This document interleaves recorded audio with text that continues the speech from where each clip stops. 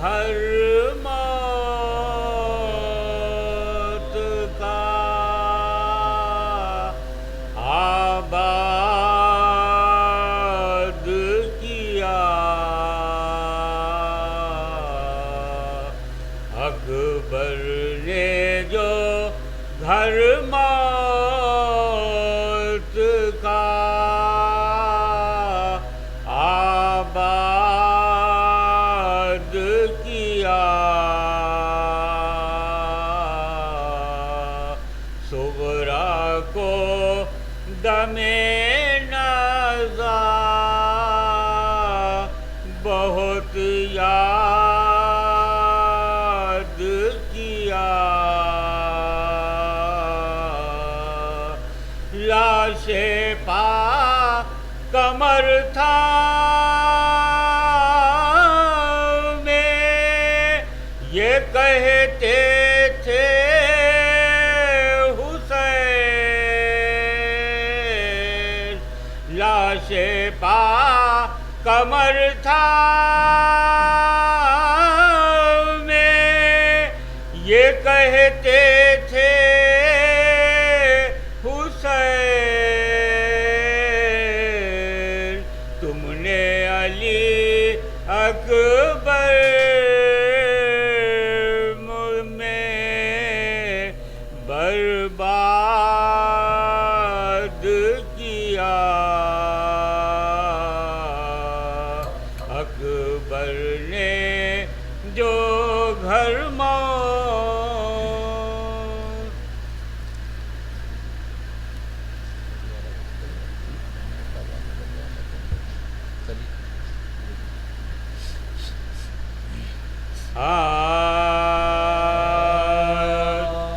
شاہ کے غم میں چشم نام خون جگر بہا کے یوں، شاہ کے غم میں چشم نام خون جگر بہا کے یوں، ہوتے ہیں صدقے کس طرح لالو گوہر بتا کے یوں، شاہ کے غم میں چشم نام خون جگر بہا کے یوں، کہتے تھے لوگ بے مثال کیسے علی کو مانے، کہتے تھے لوگ بے مثال کیسے علی کو مانے، صدقے زبان جبرائیل ہو گیا لاپتہ کے یوں، شاہ کے غم میں چشم بہشتی کی بخت بد کیسے سعید ہوئے گا، بہشتی کی بخت بد کیسے سعید ہوئے گا، ہو کر نثار شاہ پر حر نے بتا دیا کہ یوں، شاہ کے غم میں چشم بولیے بنت فاطمہ کیسے جیوں گی بے حسین، بولیے بنت فاطمہ کیسے جیوں گی میں حسین، ایک شقی نے کھینچ کر سر سے ردا کہا کہ یوں، شاہ کے غم میں چشم آل نبی سے جا کہا پردہ کرو گی کس طرح، آل نبی سے جا کہا پردہ کرو گی کس طرح بالوں سے اپنا اپنا منہ سب نے چھپا لیا کہ یوں بالوں سے اپنا اپنا منہ سب نے چھپا لیا کہ یوں بولی سکینہ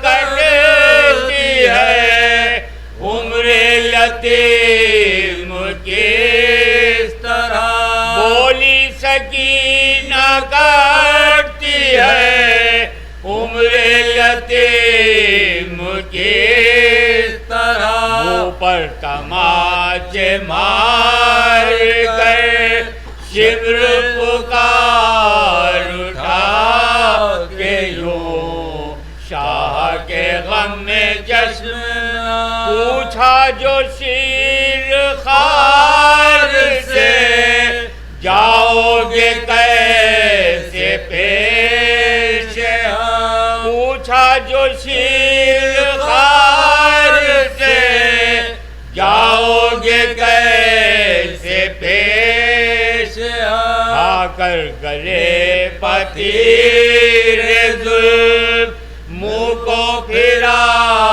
لیا کہ یوں شاہ کے غم میں جشن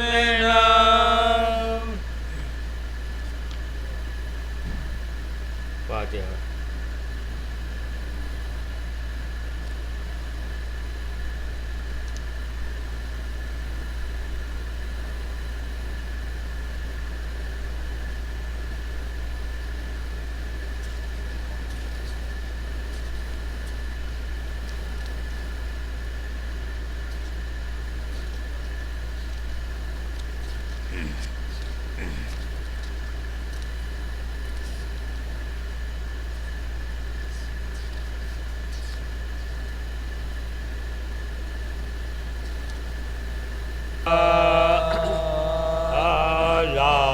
اکبر کی جو مقتل سے اٹھا لائے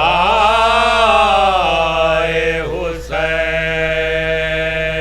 لاش اکبر کی جو مقتل سے اٹھا لائے حسین نوجوان کو صف اول سے اٹھا لائے حسین چاند کو شام کے بادل سے اٹھا لائے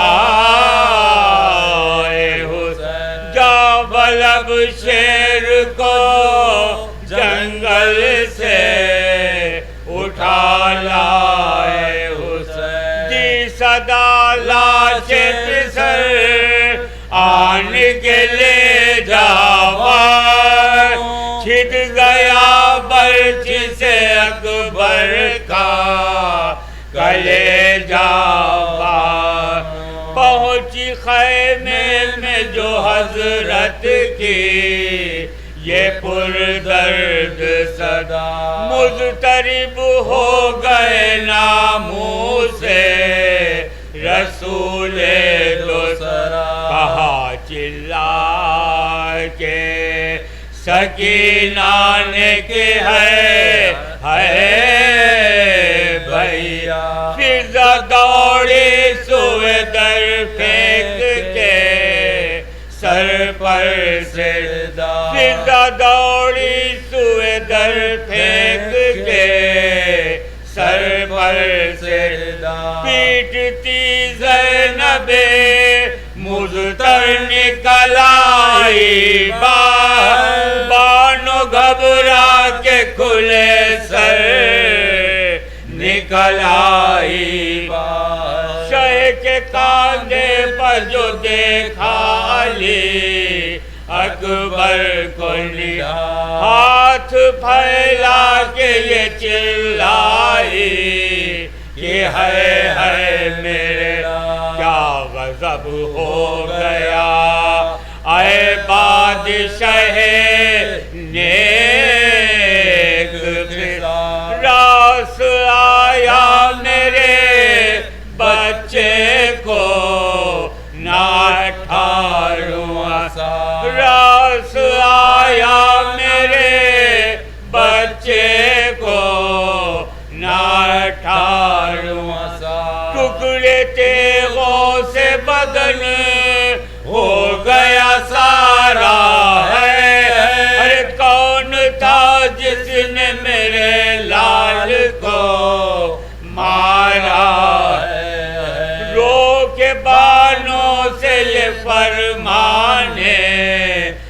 لگے سرور دی، سر نہ پیٹو اب زندہ ہے میرا ماہر، سانس آتی ہے پہر دم ہے دمیں باز، بس کچھ ان کا بھی ہے اور ہم بھی ہیں مرنے کے قریب، سب چھوٹے اب نہ رہا کوئی ہمارا بانو، اس جوان بیٹے کے غم نے ہمیں مارا بانو، کہے کہ یہ لاش پسر خیمے میں لائے سر، ہاتھ اکبر کے سنبھالے تھا کوئی اور کوئی،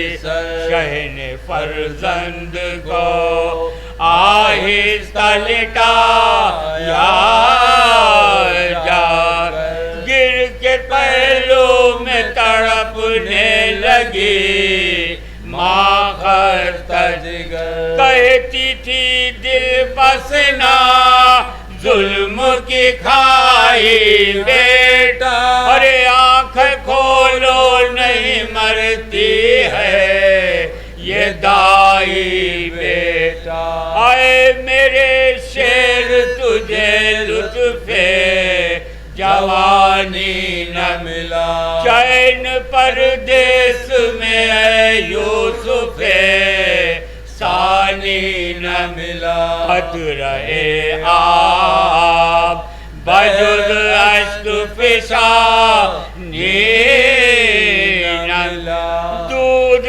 پی پی کے پلے اور تمہیں پانی نہ ملا، دودھ پی پی کے پلے اور تمہیں پانی نہ ملا، مر گئے مجھ کو دلہن بھی نہ دکھائی بیٹا، اور خاک میں مل گئے بانوں کی کمائی بیٹا، مر گئے مجھ کو دلہن بھی نہ دکھائی بیٹا، خاک میں مل گئی بانوں کی کمائی بیٹا، لاش اکبر کی جو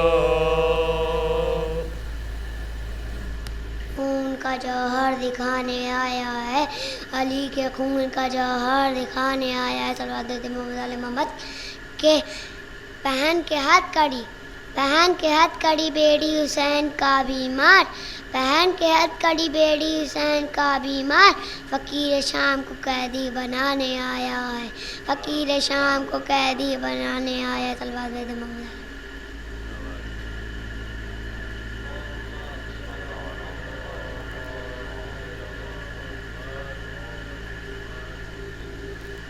آواز بلند نعرہ صلوات۔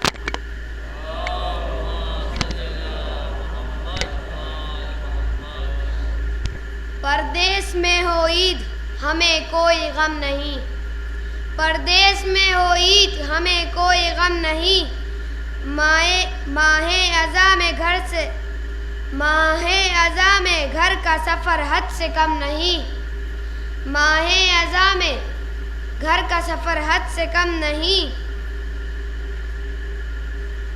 یا رب ہمیں حسین کا ماتم نصیب ہو، یا رب ہمیں حسین کا ماتم نصیب ہو، ہر ایک کو وطن میں محرم نصیب ہو، ہر ایک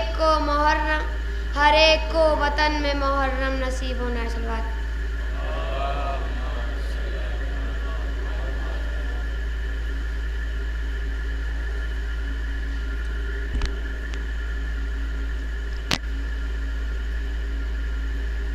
ایک بار درود پڑھ دیں محمد و آل محمد۔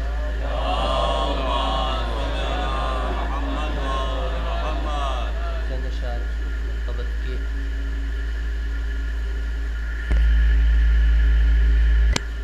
اللہ شیخ خاص طور سے دیکھیں گے عالم اور مجید کے حوالے سے۔ ہم لوگ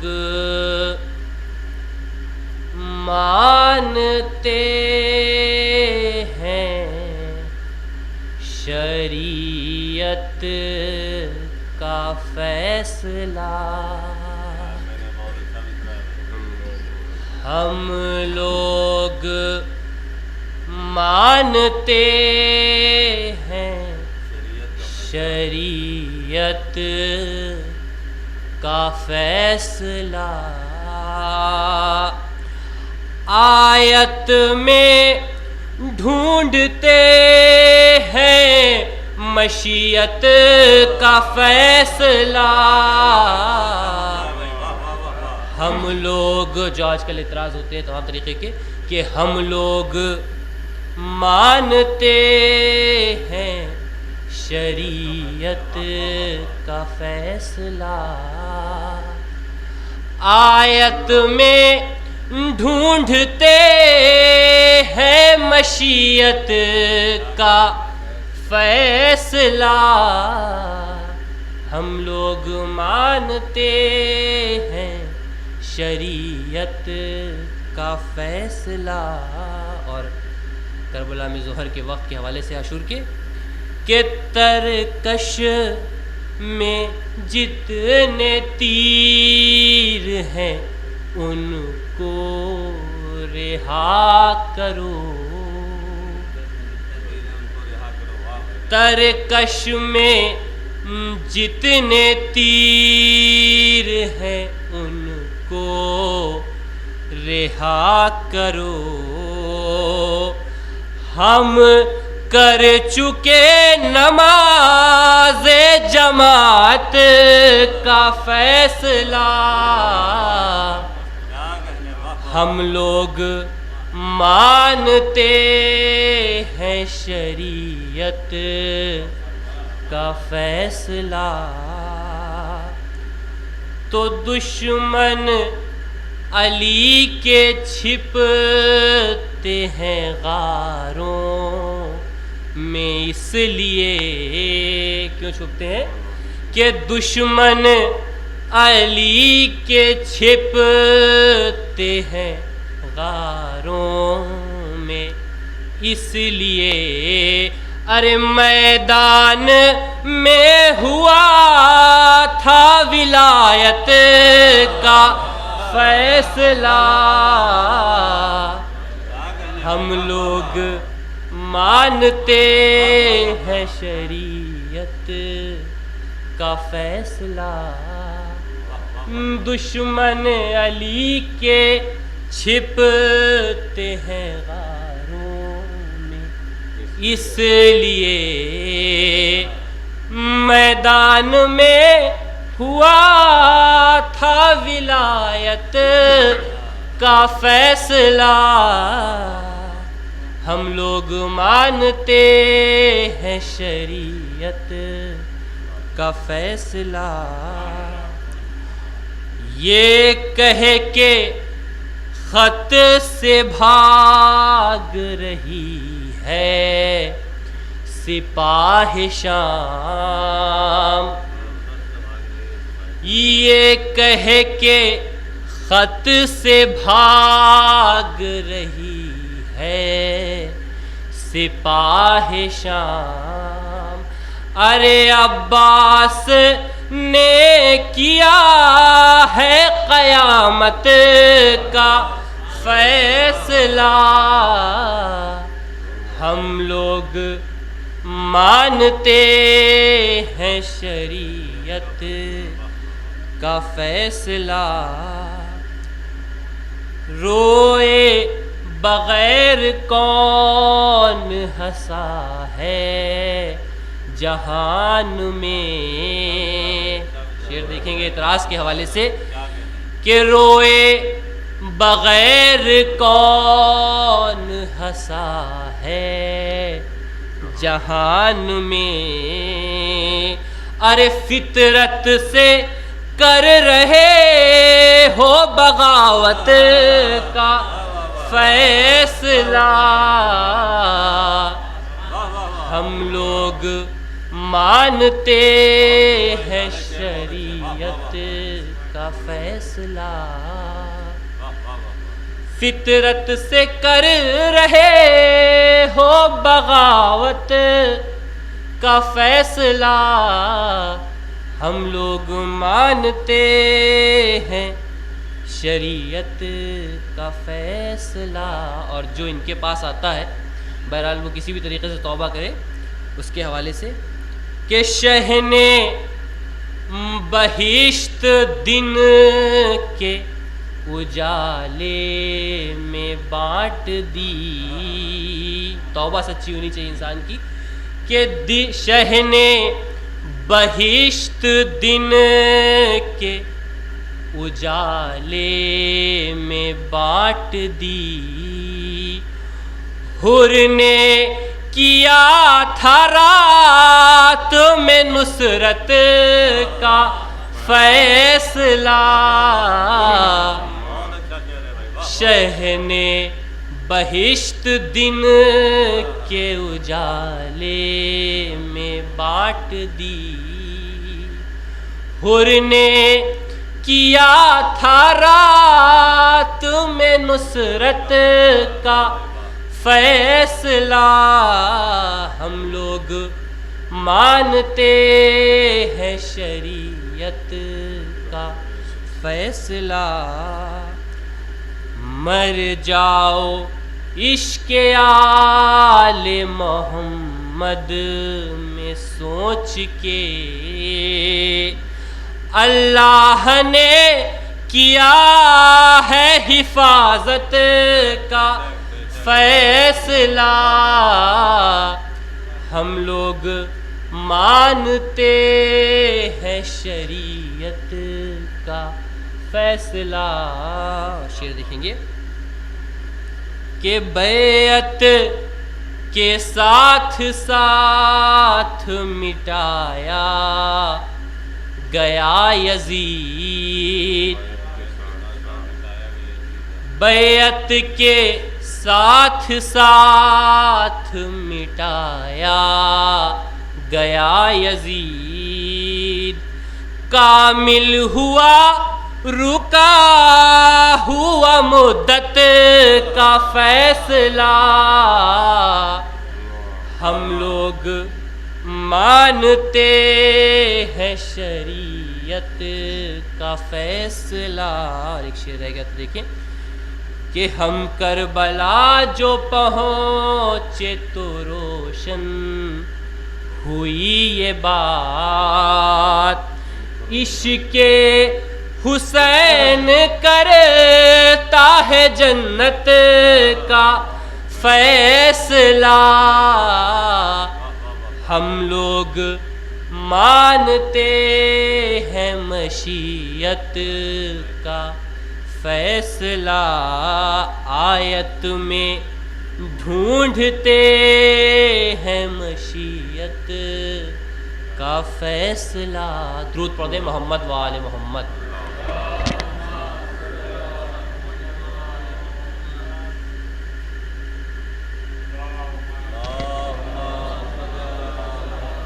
من قرأ الفاتحة.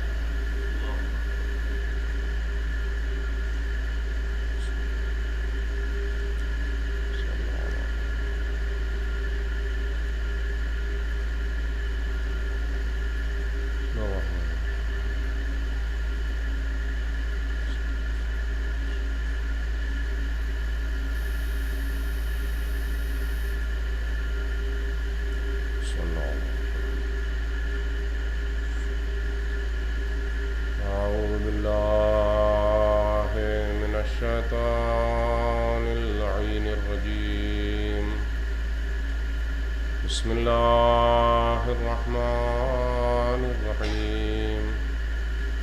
الحمد للہ رب العالمین والصلاة والسلام علی رسولہ الکریم خیر المبشرین والمنذرین شفیع المذنبین الذی بعثہ رحمة للعالمین سیدنا و مولانا بالقاسم محمد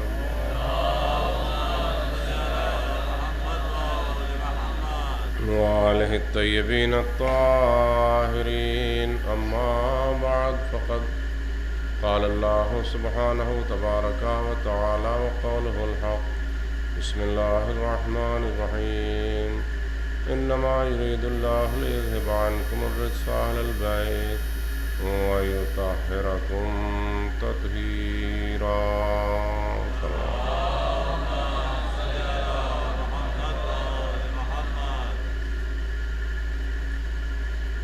پروردگار عالم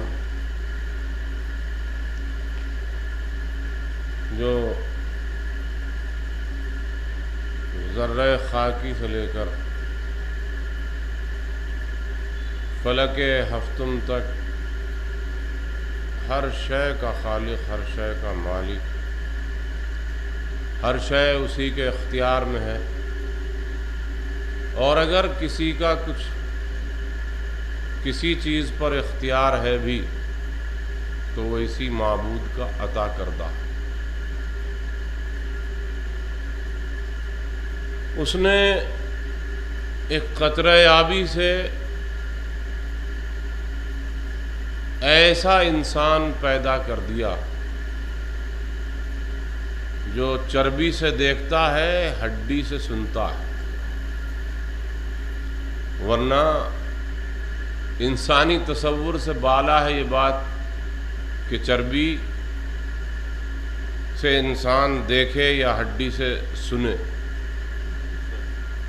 مگر اس نے اسی کمزور اور نحیف اور ناتواں انسان کو وہ تمام صلاحیتیں دے دیں جس کا خود انسان نے بھی تصور نہ کیا ہوگا. اپنے فضل و کرم سے اسے سمیع و بصیر بنا دیا. وجعلناہ سمیعا بصیرا، سورہ یاسین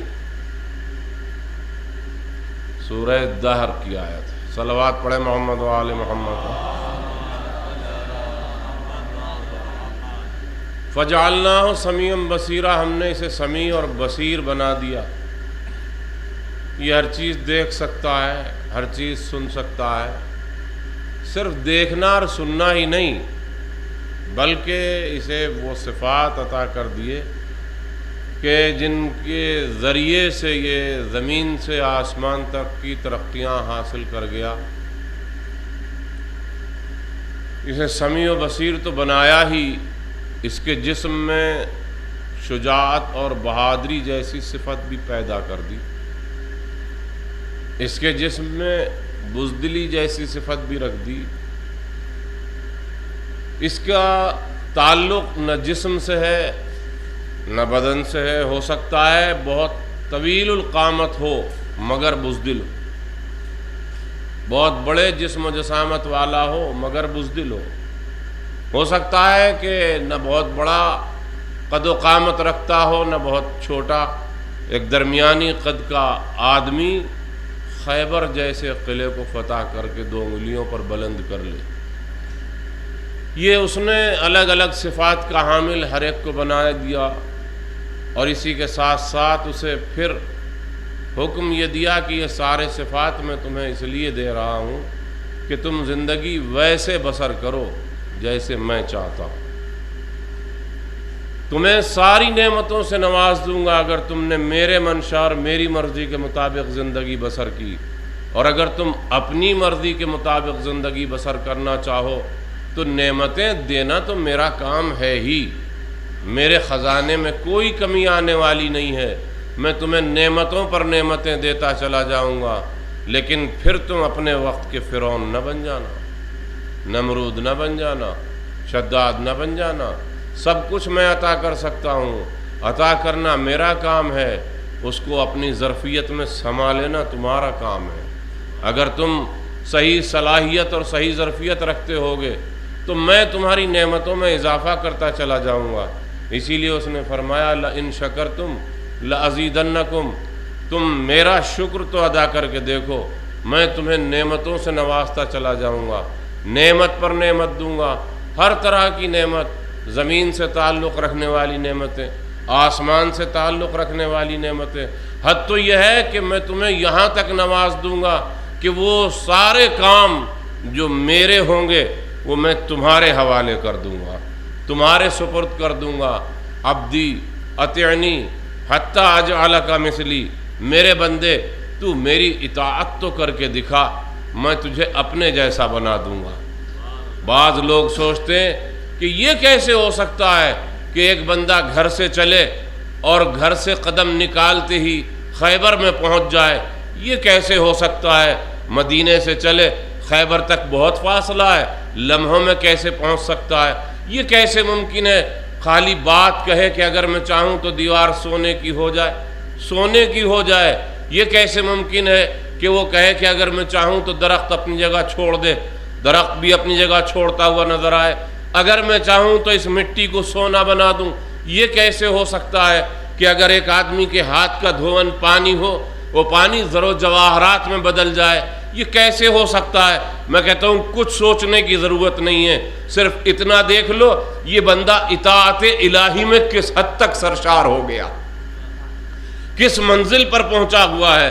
جس منزل پر اطاعت الہی ہوگی اتنے ہی کمالات کا حامل ہوگا، اس لیے کہ پروردگار تو خود حدیث قدسی میں فرما رہا ہے، عبدی اطعنی حتی اجعلک مثلی، میرے بندے میری اطاعت تو کر، تو میری اطاعت کرے گا میں تجھے اپنے جیسا، اپنے جیسا کا مطلب یہ ہے کہ موت اور حیات تک پہ تجھے اختیار دے دوں گا۔ ورنہ کہیں سنا ہے کہ کٹی گردنوں سے آواز آ جائے؟ کہیں سنا ہے کہ کٹی گردنوں سے آواز آ جائے؟ حسین ابن علی پکار رہے ہیں اور کٹی گردنوں سے آواز آ رہی ہے کہ موت نے مجبور کر دیا۔ یہ کٹی گردنوں سے آواز نہیں آ رہی تھی، یہ حدیث قدسی کی تصدیق ہو رہی تھی کہ حسین ابن علی نے کمال اطاعت کر کے دکھایا ہے، تو حسین کے لیے موت موت نہیں ہے، زندگی زندگی نہیں ہے۔ صلوات پڑھ دے محمد و آل محمد۔ جب چاہیں زندگی کو موت سے بدل دیں، جب چاہیں موت کو زندگی سے بدل دیں۔ حسین آواز دیتے، نہ جواب دیتے شہدائے کربلا، مگر جواب دے کر گویا اس بات کی تصدیق کی جا رہی تھی کہ نہیں، حسین کا اختیار موت پر بھی ہے، حسین کا اختیار حیات پر بھی ہے۔ جب بندہ اس منزل پر پہنچ جاتا ہے تو پھر اس کے لیے موت و حیات کوئی چیز نہیں ہوتی۔ اب آئیے میں آپ کو حدیث کی روشنی میں ایک بات سنا دوں۔ پیغمبر اسلام صلی اللہ علیہ وآلہ وسلم اور وہ خود فرزند رسول، خود وہ فرزند رسول جن کی یاد میں آپ یہ فرش عزا بچھاتے ہیں، دونوں سے روایت اس حدیث کی ہے۔ امام نے بھی فرمایا، نبی نے بھی فرمایا کہ تم پہلی چیز یہ کہ تم رزق حلال کے پابند ہو جاؤ، رزق حلال کے پابند ہو جاؤ۔ اگر تم رزق حلال کے پابند ہو جاؤ گے، کبھی لقمہ حرام کی طرف فکر بھی نہ کرنا، سوچنا بھی نہیں، ہاتھ بھی نہ بڑھانا، تو تمہیں وہ کمالات حاصل ہوں گے کہ تم نے سوچا بھی نہ ہوگا، تم نے تصور بھی نہ کیا ہوگا، تمہارے وہم و گمان میں بھی بات نہ ہوگی۔ لیکن ہاں، اگر تم اللہ کی نافرمانی کرتے ہو تو بس اتنا طے کر لو کہ ہمیں اللہ کا دیا ہوا رزق نہیں کھانا ہے، اللہ کا دیا ہوا رزق نہیں کھانا ہے۔ اگر اللہ کا دیا ہوا رزق کھاتے ہو تو پھر اللہ کا حکم ماننا تمہاری ذمہ داری اور تمہارا فریضہ ہوتا ہے، اور اگر اللہ کی نافرمانی پر آمادہ ہو تو اس کا دیا ہوا رزق کھانا چھوڑ دو، پھر جو چاہنا سو کرنا، جو دل چاہے وہ کرو، اگر اللہ کا دیا ہوا رزق کھانا چھوڑ دو۔ اب میں پوچھتا ہوں، بتائیے کوئی بندہ ایسا ہے جو اللہ کا دیا ہوا رزق نہ کھاتا ہو؟ کوئی ہے جو اللہ کے رزق کے بغیر زندگی حاصل کر لے اور زندہ رہ سکے؟ نہیں۔ اگر اسے جینا ہے تو اللہ ہی کا دیا ہوا رزق کھائے گا، اللہ کا دیا ہوا رزق کھائے گا۔ تو یہ کیسے انصاف کی بات ہے؟ یہ کون سا عدل و انصاف ہے کہ دیا ہوا اللہ کا کھائے اور اسی کی نافرمانی کرتا چلا جائے؟ کبھی کبھی ایسا ہوتا ہے، بعض لوگ کہتے ہیں کہ یہ تو بڑا نافرمان آدمی ہے، بڑا خطا کار ہے، بڑا گناہ گار ہے، پھر بھی اسے اتنا ملتا ہے، اور ہم ہیں کہ ہم تو اللہ کی عبادت بھی کرتے ہیں، سجدے بھی کرتے ہیں، نمازیں بھی پڑھتے ہیں، روزے بھی رکھتے ہیں، دیگر اعمال خیر بھی انجام دیتے ہیں، ہمارے لیے روز بروز مصیبتیں اور پریشانیاں ہی ہیں۔ کبھی کبھی بہکنے لگتا ہے انسان اس منزل پہ آنے کے بعد۔ تو اللہ نے ایسے نمونے بھی پیدا کر دیے، کہا کہ نہیں، بغاوت کا مطلب یہ نہیں ہے کہ ہم اسے رزق دے رہے ہیں تو اس لیے کہ وہ بغاوت پہ بغاوت کرتا چلا جائے، نافرمانی پہ نافرمانی کرتا چلا جائے. نہیں، ہم تو اسے مہلت دیتے ہیں، مہلت پہ مہلت دیتے چلے جاتے ہیں. شاید اب بھی یہ اپنے غلط ارادوں سے باز آ جائے، شاید اب بھی اپنے غلط ارادوں سے باز آ جائے. لیکن جب وہ اپنے حد کمال کو پہنچ جاتا ہے، ہماری نافرمانی میں حد کمال سے تجاوز کر جاتا ہے، تو پھر ہم اسے اور زیادہ مہلت دیتے چلے جاتے ہیں تاکہ اب اس کے عذاب میں اضافہ ہوتا چلا جائے. ہم نے ایسی نظیریں قائم کر دی ہیں. شداد کون تھا؟ اللہ کا نافرمان بندہ. نمرود کون تھا؟ اللہ کا نافرمان بندہ. یزید کون تھا؟ اللہ کا نافرمان بندہ. مصیبت اور راحت کا تعلق اطاعت و فرما برداری سے نہیں ہوتا، بلکہ کبھی کبھی امتحان کی منزلوں میں مصیبتیں آتی ہیں اور مہلت کی منزل میں راحتیں آتی ہیں. لیکن اب دیکھنا اللہ کو یہ ہے کہ یہ میرا بندہ میرے اس عطا اور بخشش سے کیا کرتا ہے. جب میں اسے مہلت دے رہا ہوں تو توبہ کر کے میری بارگاہ میں آتا ہے کہ نہیں، اور جب میں اسے نعمتیں عطا کر رہا ہوں تو یہ شکر گزاری کرتا ہے کہ نہیں. ادھر شکر کرتا چلا جاتا ہے، ادھر نعمتوں میں اضافہ کرتا چلا جاتا ہے. لئن شکرتم لازیدنکم، تم میرا شکر تو ادا کر کے دیکھو، میں تمہاری نعمتوں میں اضافہ کرتا چلا جاؤں گا. آگے ارشاد ہوتا ہے ان عذابی لشدید. تم یہ نہ سمجھنا کہ تم ہماری گرفت سے باہر ہو. اگر تم نے میری نافرمانی پر کمر باندھ لی ہے تو یاد رکھنا میرا عذاب بھی بڑا سخت ہے، میرا عذاب بھی بڑا شدید ہے. پھر تم میرے عذاب سے بچ کر نہیں نکل سکتے، بچ کر نہیں جا سکتے. ہاں، اگر تم نے میری اطاعت و فرما برداری پر اپنے کو تیار کر لیا، آمادہ کر لیا، تو پھر کیا شے ہے یہ زمین و آسمان، کیا شے ہے یہ آفتاب و ماہتاب، کیا شے ہے یہ مخلوق، یہ کائنات، سب کچھ تمہارے تابع ہوگی. ورنہ میں کہتا ہوں کائنات میں کوئی بندہ، کوئی انسان ایسا ہے جو اشارہ کرے اور اس کے اشارے پر سورج پلٹ جائے؟ کوئی بندہ ایسا ہے جو اشارہ کرے اور اس کے ایک اشارے پر چاند دو ٹکڑے ہو جائے؟ کوئی بندہ ایسا ہے جو اشارہ کرے، اشارہ ہی نہیں بلکہ وہ یہ کہے کہ دیکھو تو صحیح زمین پر کیا پڑا ہوا ہے، دیکھنے والا دیکھ کر کہے یہ تو پتھر کا ایک ٹکڑا ہے. کہا نہیں، اٹھاؤ تو صحیح. اٹھا کر پتھر کا ٹکڑا صرف ہاتھ میں لیا اور ہاتھ میں لینے کے بعد کہتا اب تو دیکھو یہ کیا ہے. کہا یا علی، یہ پتھر تھا لیکن سونا بن گیا.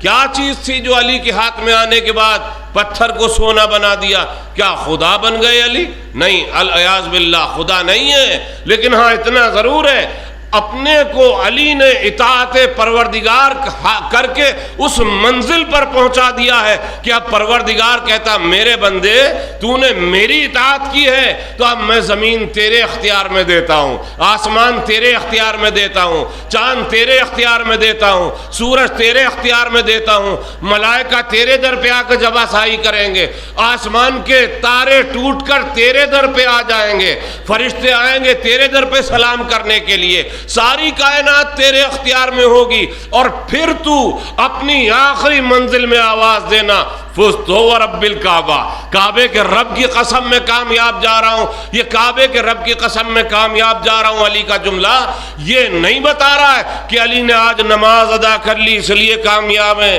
علی نے روزہ رکھ لیا اس لیے کامیاب ہے. نہیں، بلکہ یہ اس بات کا اعلان کر رہا ہے علی کے ذمے جو حقوق تھے، چاہے وہ بندوں کے حقوق ہوں یا اللہ کے حقوق ہوں، ہر حق کو ادا کرنے کے بعد علی دنیا سے رخصت ہو رہے ہیں. صلوات پڑھ دے محمد و آل محمد. اور جب انسان اس منزل پہ آ جائے کہ ہر حق ادا کر دے، بعض لوگ تو سوچتے ہیں کہ ہمارے ذمے جو حقوق ہیں ان میں سے ایک حق یہ بھی ہے نماز پڑھ لی. یہ نماز ایسی عبادت ہے کہ آدمی سوچتا ہے کہ بس یہ کام کر لیا تو ہم نے بہت بڑا کام کر لیا. راستے میں ملاقات ہو گئی ایک صاحب سے، سلام و دعا ہوئی اور خیریت پوچھی کہ خیریت سے؟ تو انہوں نے کہا مسجد سے آ رہا ہوں نماز پڑھ کے. بھئی یہ پوچھا تھا کہاں سے آ رہا ہو؟ یہ تو نہیں معلوم کیا. معلوم کیا تھا کہ خیریت سے ہیں تو انہوں نے جواب دیا کہ مسجد سے آ رہا ہوں نماز پڑھ کے. یعنی یہ بتانا چاہتے ہیں کہ میں 2 رکعت نماز ادا کر کے آ رہا ہوں. اگر نہ معلوم ہو تو آپ کو معلوم ہو جائے میں 2 رکعت نماز پڑھ کے آ رہا ہوں. معلوم نہیں کیا تھا کہ کہاں سے آ رہے ہیں. یہ کیوں کہہ رہے ہیں؟ یہ اس لیے کہہ رہے ہیں کہ یہ سمجھتے ہیں کہ نماز پڑھ لینا ہی بہت بڑی عبادت ہے. بے شک نماز بہت بڑی عبادت ہے، لیکن تنہا نماز پڑھ لینا کافی نہیں ہے. بے شک نماز پڑھنا بہت بڑی عبادت ہے. سب سے پہلے روز قیامت اسی کے بارے میں سوال ہوگا. ان قبلت قبیلہ ما سوا، ان ردت ردہ ما سوا. اگر نماز قبول ہو گئی تو ہر عمل فری قبول. یہ رد ہو گیا عمل تو ہر عمل رد کر دیا جائے گا. لیکن اس کا مطلب یہ نہیں کہ نماز ہی پڑھ لینا کافی ہے. روزہ رکھ لیا اگر اتفاق سے ماہ رمضان میں تو بار بار منہ پہ ہاتھ پھیر پھیر کر کہہ رہے آج پیاس بہت ہے، آج گرمی بہت ہے. کیوں؟ اس لیے یہ بتانا چاہتے ہیں کہ میں نے آج روزہ رکھ لیا. تو کیا خالی روزہ رکھ لینا کافی ہے؟ نہیں عزیزو، کوئی ایک عمل انجام دے کر آدمی مطمئن ہو جائے کہ میں اللہ کا بڑا نیک بندہ ہوں، یہ اس کی غلط فہمی تو ہو سکتی ہے، حقیقت سے اس کا کوئی تعلق نہیں. حقیقت سے اس کا کوئی تعلق نہیں ہے. یہ صرف اور صرف غلط فہمی ہے. میں اس کو یوں واضح کر دوں کہ آپ نماز پڑھنے کے لیے جب کھڑے ہوئے آپ نے نیت کی تو نیت کرنے کے بعد تکبیرۃ الاحرام کہا ہی تھا کہ ایک دوست آ گئے آپ کے، انہوں نے آ کر پوچھا کیا کر رہے ہو؟ آپ بولیں گے؟ نہیں بولیں گے. آپ خاموش کھڑے ہو. میں موجود ہوں. میں نے کہا دیکھ نہیں رہے نماز پڑھ رہے ہیں؟ کیا اچھا ہی نماز پڑھ رہے ہیں؟ میں نے کہا آپ نے تکبیرۃ الاحرام کے بعد سورہ الحمد پڑھا. انہوں نے کہا بھائی پڑھ چکے یا نہیں؟ میں نے کہا ارے نماز پڑھ رہے ہیں، کیوں باتیں کر رہے ہیں ان سے؟ آپ نے رکوع کیا، اس کے بعد وہ رکوع سے فارغ جیسے آپ ہوئے تو وہ بولے کہ اب تو پڑھ چکے ہوں گے. میں نے کہا نہیں. آپ سجدے کر چکے، پھر وہ بولے اب تو بات کر لیجئے. میں نے کہا ابھی خاموش رہے. یہاں تک کہ آپ تشہد بھی تمام کر چکے، اب سلام پڑھنے والے. جیسے ہی آپ سلام کے قریب پہنچے انہوں نے پھر پوچھا. میں نے پھر روک دیا. آپ نہیں بولے. آپ انصاف سے بتائیے آپ کیا کر رہے تھے؟ نماز پڑھ رہے تھے نا؟ نماز پڑھ رہے تھے. یہ نماز یہاں تک ہو گئی کہ نہیں ہوئی؟ ہو گئی، یہاں تک ہو گئی، لیکن ابھی سلام باقی ہے. جب تک سلام نہ پڑھ لیا جائے آپ کی 2 رکعت ہو تو بیکار، 3 رکعت ہو تو بیکار، 4 رکعت ہو تو بیکار. مکمل تب ہوگی جب نیت سے لے کر سلام تک ہر کام انجام دیا جائے. اگر آپ سے پہلے پوچھا گیا تھا خاموش رہے، دوسری مرتبہ پوچھا گیا خاموش رہے، تیسری مرتبہ پوچھا گیا خاموش رہے، جب تشہد بھی تمام کر لیا تو آپ نے ایک مرتبہ پلٹ کے کہا مجھے نماز پڑھنے دو گے کہ نہیں؟ میں نے کہا نماز تو پڑھ ہی رہے تھے، آپ نے ان کی نماز باطل کرا دی، آپ کی نماز رہ گئی کہ نہیں؟ نماز ختم، بیکار، ساری محنت ضائع ہو گئی. نیت کی تھی تو نماز، تکبیرۃ الاحرام کہا تھا تو نماز، حمد پڑھی تھی تو نماز، دوسرا سورہ پڑھ رہے تھے تو نماز، رکوع میں گئے تو نماز، سجدے میں گئے تو نماز، تشہد پڑھا تو نماز. ابھی سلام باقی ہے. بس ایک سلام چھوڑنے سے نماز قابل قبول نہیں ہے. توجہ فرمائیں. اتنا عمل آپ نے انجام دیا، اتنی محنت کی، اتنی زحمت کی. اللہ کہتا نہیں، جب تک سلام نہ پڑھ لو تب تک تمہاری نماز نماز نہیں ہے. عزیزو 2 رکعت نماز پڑھ لینے سے ہمارے ذمے جو اللہ نے حقوق رکھے ہیں وہ حقوق ادا نہیں ہو جاتے. خالی ایک روزہ رکھ لینے سے ہمارے ذمے جو حقوق رکھے ہیں وہ حقوق ادا نہیں ہو جاتے. بلکہ صادق آل محمد نے فرمایا، یاد رکھو میرے چاہنے والوں، کسی کسی کے سجدے، کسی کی تسبیحیں، کسی کی نمازیں دیکھ کر مروب نہ ہو جانا۔ بڑا نیک ہے، بڑا متقی ہے، بڑا پرہیزگار ہے، بلکہ دائیں بائیں اس کے دیکھنا۔ پوچھنے والے نے پوچھا مولا یہ دائیں بائیں سے مراد کیا ہے؟ کہا صرف نماز دیکھ کر، صرف سجدے دیکھ کر اس کے بارے میں دھوکہ کھا جاؤ، ایسا ہرگز نہ ہونا چاہیے، بلکہ دیکھنا دوستوں کے ساتھ کیسے رہتا ہے، عزیزوں کے ساتھ کیسے رہتا ہے، بھائیوں کے ساتھ کیسے رہتا ہے، رشتہ داروں کے ساتھ کیسے رہتا ہے۔ ایسا نہ ہو سب کے حقوق چھین رہا ہو، اللہ کا حق ادا کر رہا ہو۔ یہ عادت تو ہو سکتی ہے، عبادت نہیں ہو سکتی۔ صلوات پڑھ دے محمد و آل محمد پر۔ یہ عادت تو ہو سکتی ہے، عبادت نہیں ہو سکتی۔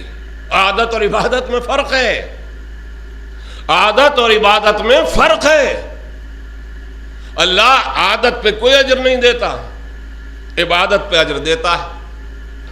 عادت کی مثال میں دوں آپ کو۔ بعض لوگ کہتے ہیں، پہلے کہا کرتے تھے بیڑی سگریٹ کے لیے، اب گٹکے کے لیے کہتے ہیں۔ اللہ اس کا خاتمہ کر دے جہان سے جلد از جلد۔ بعض کے منہ ٹیڑھے ہو گئے مگر چھوڑنے کو تیار نہیں ہیں۔ اللہ کہتا ہے کہ منہ ٹیڑھا ہونا تو ابو جہل کی علامت ہے، تم اچھے خاصے شریف مومن آدمی ہیں، تم کا کے لیے گٹکے کھا کھا کے اپنا منہ ٹیڑھا کیے لے رہا، مگر چھوڑنے کو تیار نہیں ہے صاحب۔ میری تو عادت ہے، میں جب تک 5 گٹکے نہ کھاؤں مجھے چین نہیں ملتا، کہتے ہیں نا لوگ۔ ایک صاحب کہتے ہیں میری عادت ہے جب تک میں روزانہ صبح کو نہا نہ لوں تب تک میں گھر سے نہیں نکلتا۔ ایک صاحب کہتے ہیں میں جب تک اپنے گھر میں پہلے صبح نماز کے بعد چائے نہ پی لوں مجھے سکون نہیں ملتا۔ یہ جملہ بھی وہ کہے گا جو نماز پڑھتا ہو، جو نہیں پڑھتا اسے تو 9 بجے اٹھنے کے بعد چائے کا کپ چاہیے۔ صلوات پڑھے محمد و آل محمد پر۔ چائے پینا عادت، بیڑی سگریٹ پینا عادت، حقہ پینا، گٹکا کھانا وغیرہ وغیرہ عادت۔ یہ سب عادتیں۔ ان عادتوں میں ایک عادت ہے نہانے کی۔ جب تک میں روزانہ نہا نہ لوں مجھے سکون نہیں ملتا۔ آپ روزانہ 1 مرتبہ نہائے، سال میں کتنے دن ہوتے ہیں؟ 365۔ روزانہ نہانے والا کتنی مرتبہ ایک سال میں نہایا؟ 365 بار۔ مجھے انصاف سے بتائیے اس نہانے پر اللہ کیا اجر دے گا، کیا ثواب دے گا؟ جنت کا وعدہ کیا ہے، کوثر کا وعدہ کیا ہے، سلسبیل کا وعدہ کیا ہے، حور و غلمان کا وعدہ کیا ہے کہ آپ 365 مرتبہ نہا کے آئے، چلیے یہ جنت آپ کی، یہ کوثر آپ کے لیے، یہ سلسبیل آپ کے لیے۔ نہیں، کیوں؟ اس لیے کہ آپ نہائے تو واقعی 365 بار، مگر اپنی عادت کے مطابق نہائے، عادت کی وجہ سے نہائے۔ عادت پہ کوئی اجر نہیں ہے، عادت پہ کوئی اجر نہیں ہے۔ لیکن اگر اسی نہانے کو آپ بجائے عادت کے عبادت سے بدل دیتے کہ چاہے روزانہ نہ نہاؤ، صرف 8ویں دن جمعے کے دن اس نیت سے نہاؤ کہ قربت الہی کے لیے نہا رہا ہوں، خوشنودی پروردگار کے لیے نہا رہا ہوں، تو ہم اسے عبادت قرار دیں گے۔ جو 8ویں دن نہایا وہ سال میں کتنی مرتبہ نہایا؟ کتنی مرتبہ نہایا جی؟ اتنے بڑے مجمع میں ایک آدمی کا میچ مضبوط ہے 52 بار۔ سبحان اللہ۔ ایک مرتبہ صلوات پڑھے محمد و آل محمد پر۔ اتنا قوی حساب میرا بھی نہیں ہے کہ 52 بار ہو جائے۔ 12 چوک تو ہم نے 48 ہی پڑھے، اور پتہ نہیں 52 یہاں زہد پور میں ہوتے ہوں تو ہوں گے۔ صلوات پڑھے محمد و آل محمد پر۔ نہ مت پڑھیے آپ صلوات میں، کہہ دیجیے گا مجھ سے کہ آئندہ صلوات کو نہ کہیں، میں خاموش ہو جاؤں گا، خود ہی پڑھ لوں گا۔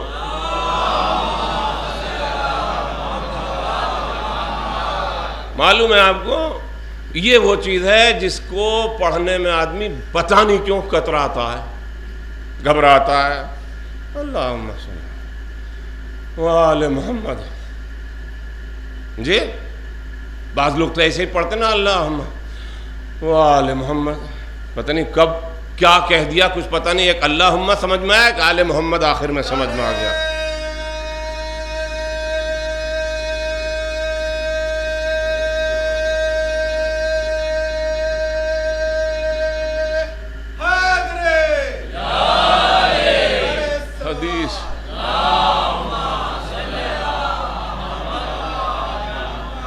حدیث میں ہے کہ منافق اور مومن کا فرق سمجھنا ہے تو خالی اس کے سامنے میرا نام لینا, میرا نہیں, میں سے مراد یہ حدیث بیان کر رہا ہوں, حضور کا نام, سرکار رسالت مآب کا نام نامی. آپ فرماتے ہیں کہ اس کے سامنے صرف میرا نام لینا. اگر اس کی زبان پر بآواز بلند درود آ جائے تو سمجھ لینا مومن ہے, اور اگر میرا نام سننے کے بعد اس کی زبان پر صلوات نہ آئی تو سمجھ لینا منافق ہے. ان المنافقین فی الدرک الاسفل من النار, جہنم کے بدترین ٹھکانے پر منافق ہوگا. یعنی صرف ایک صلوات نے ہمیں جہنم سے نکال کر جنت میں پہنچا دیا. آپ نے فرمایا کہ پہچان کرنا ہو مومن اور منافق کی تو اس کے سامنے میرا نام لینا. کہا کہ جہاں تک صلوات کی آواز جاتی ہے وہاں تک ابلیس نہیں ٹھہرتا. جہاں تک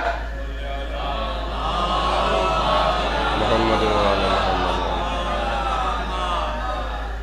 دو ہی چیزیں ہیں, دیکھیے دو ہی چیزیں ہیں, ایک صلوات اور ایک نعرہ حیدری. ان دو چیزوں میں بڑا فرق ہے. لگاتے ہیں لوگ لیکن گھبرا گھبرا کے.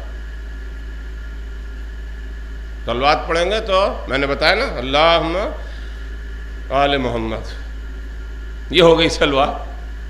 اور کبھی نعرہ حیدری کسی صاحب نے کہا, جیسے ابھی آپ کہہ رہے تھے نعرہ حیدری, تو یا علی جو کہیں گے تو یا علی, پتہ نہیں سانس لیا انہوں نے یا علی کہہ دیا یا علی اتفاقیہ زبان سے نکل گیا, کچھ پتہ نہیں. یہ یہاں کی بات نہیں ہے. میں تو یہاں آپ کی سما خراشی پہلی بار کر رہا ہوں, میں آپ کو تاریخ میں لے کے چل رہا ہوں. تاریخ میں بھی ایسی مثالیں ہیں کہ کہنے والے کہہ تو رہے ہیں مگر دونوں کا فرق کہنے سے معلوم ہوتا چلا جا رہا ہے. کون چاہنے والا ہے, کون چاہنے والا نہیں ہے, کون مومن ہے.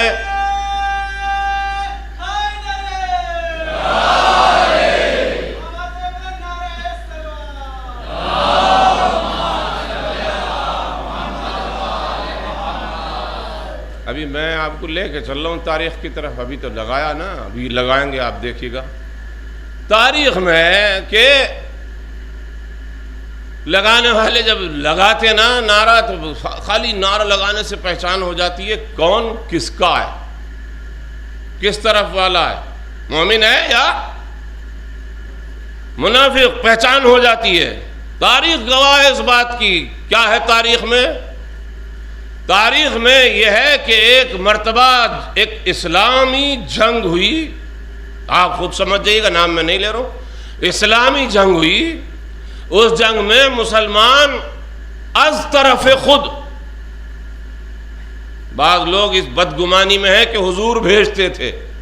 حضور نہیں بھیجتے تھے. اگر حضور بھیجتے تو پہلے ہی دن جنگ فتح ہو گئی ہوتی. حضور نہیں بھیجتے تھے, از طرف خود اپنے آپ علم لے لے کر جاتے تھے, اور ادھر اس نے اندر سے جھانکا, ادھر بھاگ کے واپس آ جاتے تھے. ایک روز نہیں, 2 روز نہیں, 39 روز تک یہی کھیل ہوتا رہا. جاتے رہے, بھاگ بھاگ کے آتے رہے. اب حضور نے فرمایا کہ اب تک جاتے رہے جانے والے, اب علم دے کر میں بھیجوں گا.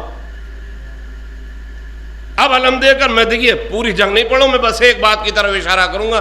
اب علم دے کر میں بھیجوں گا. چونکہ آج بھیج رہے ہیں پیغمبر اسلام, تو اب فتح انتظار کر رہی ہے مولا کائنات کے ہاتھوں پر نازل ہونے کا.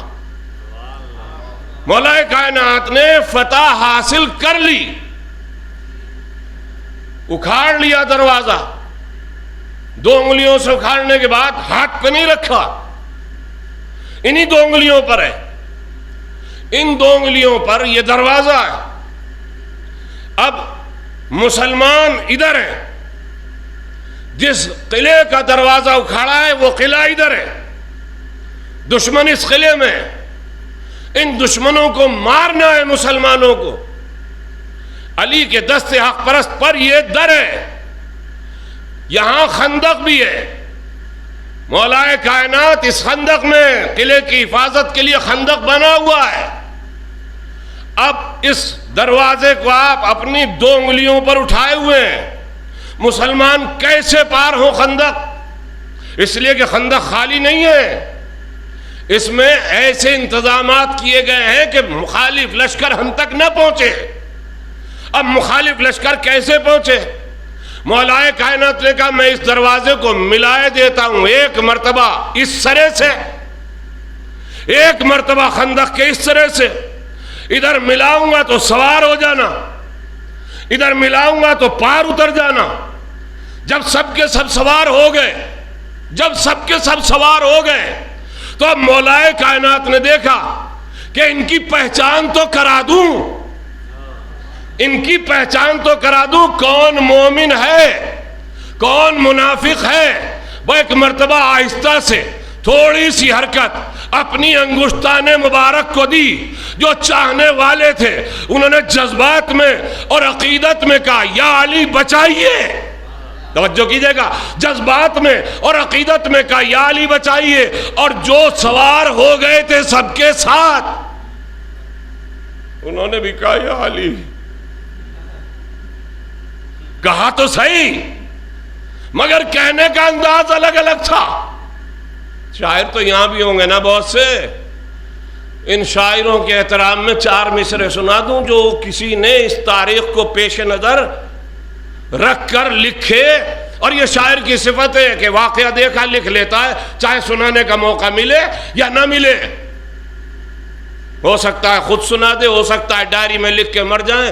بیٹا کے والد صاحب کا کلام ہے، پوتا کے دادا جان کا کلام ہے، نواسا کے نانے ابا کا کلام ہے، مگر اس کی بات پہنچ جاتی ہے، ہر ایک تک پہنچ جاتی ہے۔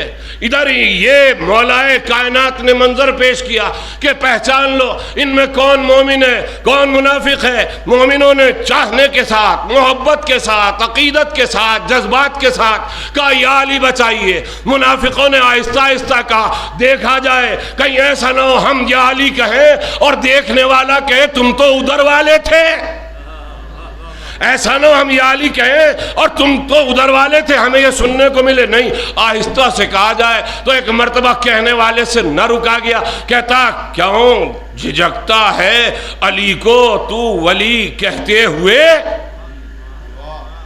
کیوں جھجکتا ہے علی کو تو ولی کہتے ہوئے۔ رک گیا افسانہ شیر جلی کہتے ہوئے، رک گیا افسانے شیر جلی کہتے ہوئے، کیوں جھجکتا ہے علی کو تو ولی کہتے ہوئے۔ ارے جب انہیں مولا کل تسلیم کرتا ہے تو پھر موت کیوں آتی ہے تجھ کو یا علی کہتے ہوئے۔ صلوات پڑھے محمد و آل محمد پر۔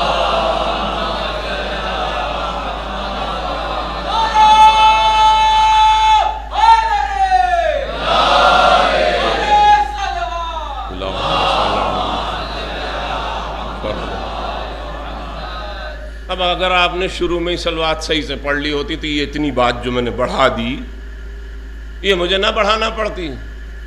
آپ تھوڑے سے سستی دکھائیں گے میں بات کو بڑھا دوں گا، ٹائم گھنٹے سے اوپر ہو جائے گا۔ میں چاہتا ہوں کہ گھنٹے کے اندر آپ کی زحمت تمام ہو، یا بڑھا دوں ٹائم؟ ایک آدمی کی خاطر سب کا گلا گھونٹ دیا جائے؟ سب تو سوچ رہے ہیں کہ جلدی اتریں، وہ کہہ رہے ہیں بڑھا دیجئے۔ ہاں ووٹ ایسے ہی بڑھتے ہیں ایک ایک کر کے، ایک ایک کر کے۔ دیکھا دیکھی بھی کچھ لوگ جیسے سبحان اللہ دیکھا دیکھی کرتے ہیں نا، آیا نہیں سمجھ میں کچھ بھی۔ شاعر نے کلام پڑھا ادھر اس نے لہرایا ذرا ایک مرتبہ کر کے، ادھر ایک صاحب نے ہاتھ اٹھایا، 10 نے ساتھ میں اٹھا دیا. ان سے پوچھا بھی کچھ سمجھ میں آیا؟ کہا وہ آگے والے اٹھا رہے تھے، ہم نے بھی اٹھا دیا. اس سے کوئی فائدہ نہیں ہے. میں بار بار عرض کرتا ہوں، یہ مجلس درسگاہ ہے، درسگاہ ہے. سمجھ میں آ رہا ہے تو سبحان اللہ. اور یہ درسگاہ جو ہے یہ معلم ہوتا ہے جو مجلس پڑھتا ہے. ایک معلم کی ذمہ داری ہے نباز ہونا. نباز ہونے سے مراد یہ نفس شناسی اس میں ہو. دیکھ لے کہ کب تک سننے والے سن رہے ہیں، یہ نہ دیکھے کہ کیا سننا چاہتے ہیں، بس اتنا دیکھے کہ سن رہے ہیں کہ نہیں. اس لیے کہ خالی نباز ہی نہیں ہے، یہ ڈاکٹر بھی ہے. یہ ڈاکٹر بھی ہوتا ہے، حکیم بھی ہوتا ہے. مریض گیا ڈاکٹر کے پاس اور جا کے کہا جناب مجھے شوگر بہت زیادہ رہتی. آج کل تو خدا نخواستہ کسی کو یہ مرض ہو جائے، بڑا مہلک مرض ہے، ہو جائے تو چھوڑتا نہیں ہے. گئے کہا مجھے شوگر بہت ہے. انہوں نے کہا ٹھیک ہے آپ یہ دوا کھائیے، یہ دوا کھائیے، یہ دوا کھائیے، حلوہ چھوڑ دیجئے، برفی چھوڑ دیجئے، پیڑا چھوڑ دیجئے، لڈو چھوڑ دیجئے. کہا ڈاکٹر صاحب دوائیں تو ساری کھا لوں گا، برفی حلوہ وغیرہ نہیں چھوڑوں گا. ڈاکٹر صاحب نے کہا ہاں میں آپ کے ساتھ ہوں. یہ ڈاکٹر ہے یا جھولا چھاپ ہے؟ بس جھولا چھاپ یہاں تک بھی آ جاتے ہیں جو خالی یہ دیکھتے ہیں کہ یہ کیسے خوش ہوں گے. ان کی خوشی کو پیش نظر نہ رکھو، اس کی خوشی کو پیش نظر رکھو. جب وہ خوش ہو جائے گا تو ساری کائنات خوش ہو جائے گی. صلوات پڑھ دے محمد و آل محمد پر.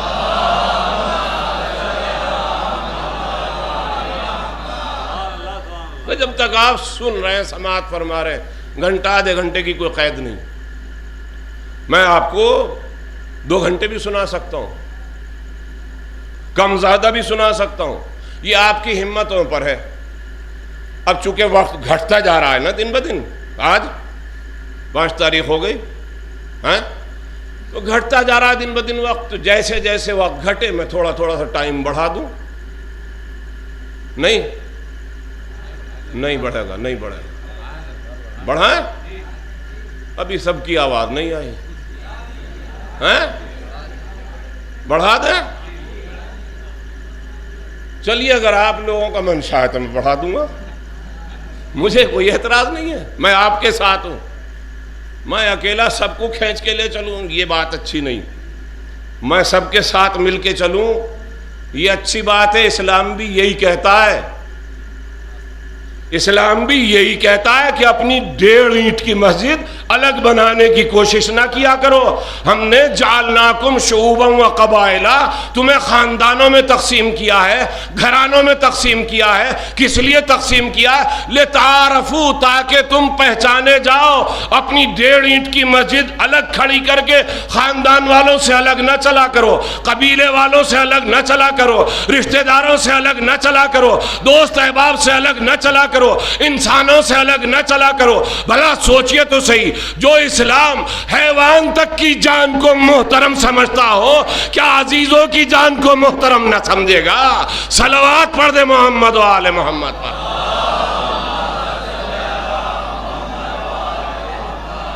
اب اللہ نے اس انسان کو جو یہ سارے صفات کا حامل بنایا، یہ چربی سے دیکھنے لگا، ہڈی سے سننے لگا، تو اب کہا کہ دیکھو میرے علاوہ کسی دوسرے کی اطاعت و عبادت نہیں.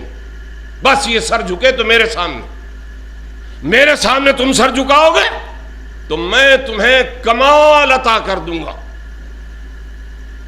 جب بات آ جاتی ہے کبھی ائمہ اطہار کی، اہل بیت اطہار کی، تو لوگ کہہ دیتے ہیں صاحب وہ تو اہل بیت تھے، وہ تو امام تھے، وہ تو نبی تھے، وہ تو ولی خدا تھے، کیا تھے. میں کہتا ہوں ان کی تو بات ہی چھوڑیے، وہ تو واقعاً اس منزل پر تھے کہ ساری کائنات کو ان کے تابع ہونا چاہیے. مگر ایک ایسا شخص جس کا اسلام سے کوئی تعلق نہیں، جس کا ایمان سے کوئی تعلق نہیں، حد تو یہ کہ عرب میں پیدا بھی نہیں ہوا،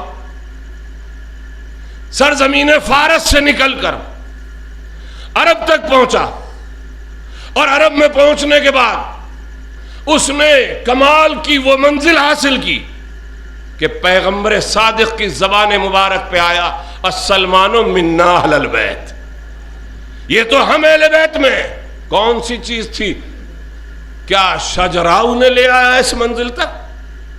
خاندان لے آیا اس منزل تک؟ گھرانہ لے آیا اس منزل تک؟ نہیں، وہ ان کے ایمان کی بلندی تھی کہ سلمان کو اہل بیت میں پیغمبر اسلام نے شامل کیا۔ اس کا مطلب یہ ہے کہ اگر ایک ایسا شخص جس کا خاندان رسالت سے کوئی تعلق نہ ہو اپنے ایمان و عمل کی بنا پر اس منزل پر پہنچ سکتا ہے، تو جو اولاد رسول شمار ہوتا ہو، جو فرزندان رسول میں شامل ہو، وہ اگر اپنے ایمان کو ایمانی قوت حاصل کر لے تو سوچئے وہ کس منزل پر پہنچ جائے گا۔ پھر وہ اس منزل پر ہوتا ہے کہ وہ چاہے تو کہہ دے کہ دن تو دن ہو، کہے کہ رات ہے تو رات ہو۔ پھر وہ اس منزل پر آتا ہے کہ نہ موت سے ڈرتا ہے نہ حیات سے ڈرتا ہے، ورنہ جوانی چیز وہ ہے جس میں کوئی انسان مرنا نہیں چاہتا۔ ضعیفی کی بات تو کوئی راہ ہے ہی نہیں سوائے موت کے، مگر جوانی میں کوئی مرنا نہیں چاہتا۔ لیکن جس کی زندگی کامل زندگی ہو، وہ اگر موت کی بات سن لے تو بس اتنا پوچھتا ہے کہ کیا ہم حق پر نہیں ہیں؟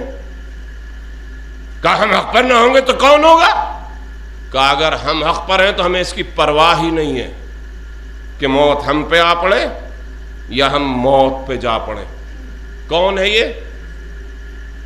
یہ وہ ہے جس نے اپنے باپ سے کبھی کوئی فرمائش نہ کی۔ آج کا نوجوان 20-20 ہزار کا موبائل، باپ میں چاہے حیثیت ہو یا نہ ہو، ہمیں تو چاہیے 20 ہزار والا چاہیے۔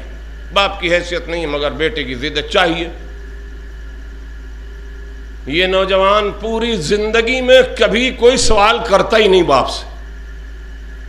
جس جوان کا نام ہے علی اکبر، اور جب باپ نے دیکھا اب 18 سال کی عمر میں پہنچ رہے ہیں علی اکبر،